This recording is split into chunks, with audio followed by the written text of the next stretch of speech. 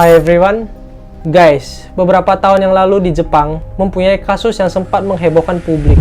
Pria bernama Satoshi Umatsu divonis hukuman mati setelah melakukan aksinya, yaitu penikaman massal yang dilakukannya pada bulan Juli 2016 yang lalu.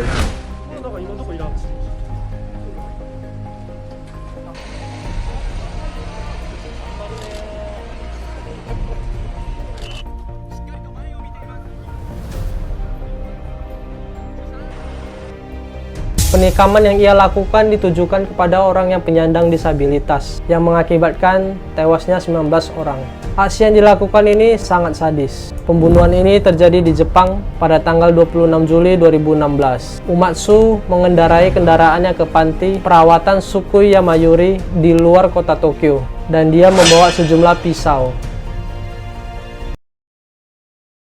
Pria yang berumur 30 tahun ini sebelumnya pernah bekerja di panti perawatan disabilitas di dekat Tokyo, tepatnya di Sagamihara, yang lokasinya berdekatan dengan panti tempat penyerangan itu terjadi. Jadi dia tahu tempat di mana ruangan penyandang disabilitas itu dirawat dan siapa saja penjaganya. Umatsu memasuki gedung dengan cara memecahkan kaca jendela dan menyerang penghuni yang sedang tidur satu persatu di kamar mereka. Korbannya berumur 19 tahun sampai 70 tahunan. 20 diantaranya luka parah akibat penusukan yang dilakukan oleh Umatsu, dan tewasnya 19 orang pasien yang dirawat di sana. Kenapa penyerangan ini terjadi dan apa tujuan ia melakukan ini semua? Jauh 9 bulan sebelumnya melakukan kejadian sadis ini, Satoshi sudah merencanakannya dengan matang.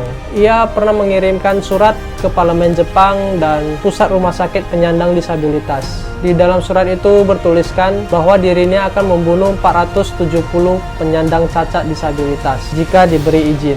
Saya ingin menjadikan Jepang di mana penyandang cacat dapat dieutanasia. Buat yang belum tahu, eutanasia itu adalah pencabutan nyawa manusia atau hewan melalui cara yang dianggap tidak menimbulkan rasa sakit atau menimbulkan rasa sakit yang sangat minimal. Biasanya dilakukan dengan cara suntik yang mematikan.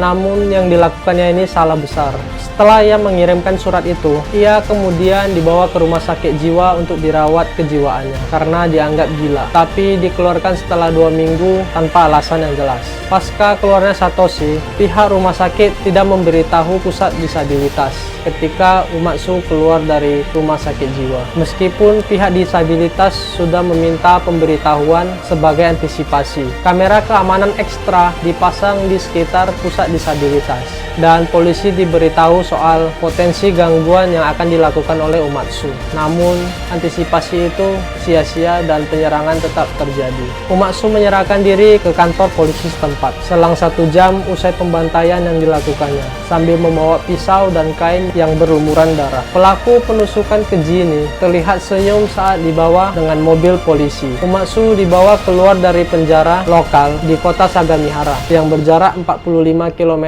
di Tokyo, Jepang. Pada saat di persidangan dirinya, tim pengacara Umatsu mengatakan kalau kliennya ini tidak bersalah dengan menggunakan alasan keadaan kejiwaannya. Mereka mengatakan Umatsu dalam keadaan terbius oleh narkoba saat itu. Sisa-sisa ganja ditemukan di darahnya pada saat penikaman. Para jaksa menegaskan Umatsu mampu secara kejiwaan dan serangan tersebut berpotensi tidak berperi kemanusiaan, sehingga tidak ada alasan untuk memberinya keringanan. Sampai akhirnya pada tanggal 16 bulan 3 tahun 2020 kemarin, Satoshi dihukum mati dengan cara digantung.